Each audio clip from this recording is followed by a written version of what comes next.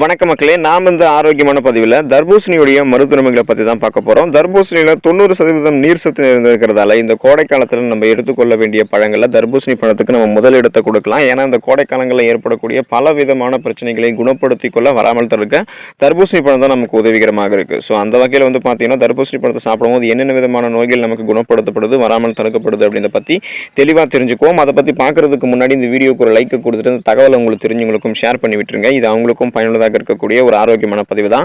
இது போன்ற அப்டேட்ஸ்களை நீங்க தொடர்ந்து பார்க்கிறதுக்கு நம்மளுடைய ஹெல்த் நியூஸ் தமிழ் சேனலை சப்ஸ்கிரைப் பண்ணி வச்சுக்கோங்க. பக்கத்தில் இருக்கக்கூடிய பெல் பட்டனையும் கிளிக் பண்ணி ஆல் அப்படின்ற ஆப்ஷனையும் மறக்காம செட் பண்ணி வச்சுக்கிட்டீங்க அப்படின்னா நான் போடக்கூடிய எல்லா அப்டேட்ஸும் உங்களுக்கு நோட்டிஃபிகேஷன் அடிக்கடி வந்து சேரும்.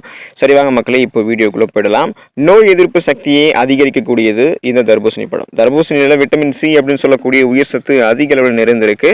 நம் உடலினுடைய நோய் எதிர்ப்பு சக்திக்கு மிகவும் முக்கியமான ஊட்டச்சத்து இந்த நோய் எதிர்ப்பு சக்தி எதிர்க்கக்கூடிய விட்டமின் சி அப்படின்றதால இதை நீங்கள் அதிகம் உட்கொள்ளும் போது கண்டிப்பாக உங்களுக்கு நோய் எதிர்ப்பு சக்தியை அதிகரிக்க முடியும்.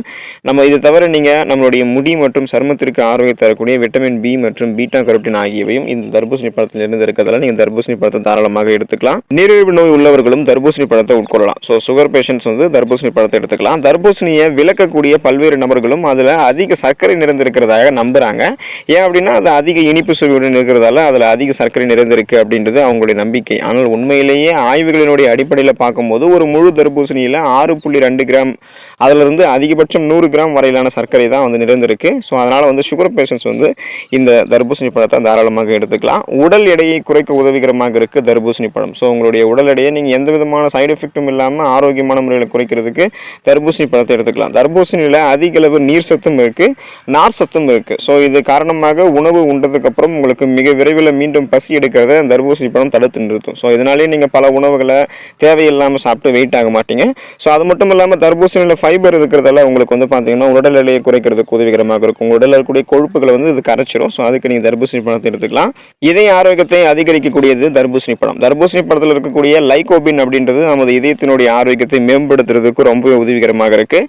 இது ரத்த அழுத்தத்தை சரியான அளவில் வச்சு நமது உடலில் இருக்கக்கூடிய கொலஸ்ட்ராலோடைய அளவை குறைக்க உதவிகரமாக இருக்குது. மேலும் தர்பூசணி இருக்கக்கூடிய அமினோ அமிலம் நைட்ரிக் ஆக்சைடை உற்பத்தி செஞ்சு ரத்த அழுத்தம் அதிகரிக்கிறத தடுக்குது. ஸோ உங்களுடைய இதய ஆரோக்கியத்தை நீங்கள் பார்த்தீங்கன்னா பாதுகாத்துக்கலாம். பிபி அப்படின்ற பிளட் ப்ரெஷர் சார்ந்த பிரச்சனை எல்லாத்தையுமே நீங்கள் குணப்படுத்திக்கலாம், வராமல் தடுத்துக்கலாம். அதுக்கு நீங்கள் தர்பூசணி பழத்தை எடுத்துக்கோங்க. கண் பார்வையை மேம்படுத்துறதுக்கு தர்பூசணி பழம் ரொம்ப உதவிகரமாக இருக்குது. தர்பூசணி பழத்தில் இருக்கக்கூடிய லைகோபின்ல ஆன்டி ஆக்சிடென்ட் தன்மை அதிகம் நிறைந்திருக்கு. மேலும் அலர்ச்சி தன்மைக்கு எதிராகவும் செயல்படுது. ஸோ இதன் காரணமாக தர்பூசணி போதுமான அளவு நீங்கள் உட்கொள்ளும் போது வயதானவர்களுக்கு உண்டாகக்கூடிய பார்வை குறைபாடுகள் ஏற்படாமல் தடுக்க உதவும். பொதுவாகவே கண்கள் சார்ந்த பலவிதமான பிரச்சனைகளை குணப்படுத்திக் கொள்ள வராமல் தடுக்க தர்பூசணி பழங்களை நீங்கள் எடுத்துக்கலாம். ஈறுகளுக்கு பாதுகாப்பு அளிக்கக்கூடியது தர்பூசணி பழம். தர்பூசணி பழத்தில் அதிகம் நிறைந்திருக்கக்கூடிய விட்டமின் சி அப்படின்னு சொல்லக்கூடிய உயிர் சத்து நமது ஈறுகளினுடைய ஆரோக்கியத்தை மேம்படுத்துறதுக்கு உதவிகரமாக இருக்கு. மேலும் ஈறுகளில் உண்டாகக்கூடிய பாக்டீரியா தொற்றுகள் இருந்து பாதுகாப்பு அளிக்குது. தர்பூசணி உட்கொள்வதால் பற்கள் பளிச்சென்று இருக்கிறதுக்கு உதவுவதோடு மட்டுமல்லாமல் உதடுகள் வறண்டு போவதையும் நம்மளால் தடுக்க முடியும். ஸோ இவ்வளவு நன்மைகளை தரக்கூடிய தர்பூசணி பழத்தை இந்த கோடை காலத்தில் வேண்டி விரும்பி சாப்பிடுங்க. சுழற்சி முறை அடிப்படையில் தர்பூசணியை அடிக்கடி உங்களுடைய உணவுகளில் சேர்த்துக்கோங்க. அதில் இருக்கக்கூடிய மருத்துவ நன்மைகளை பெற்று ஆரோக்கியமாக இருங்க, நலமோடு வாழுங்க. அடுத்த ஆரோக்கியமான பதிவில் சந்திப்போம். நன்றி மக்களே.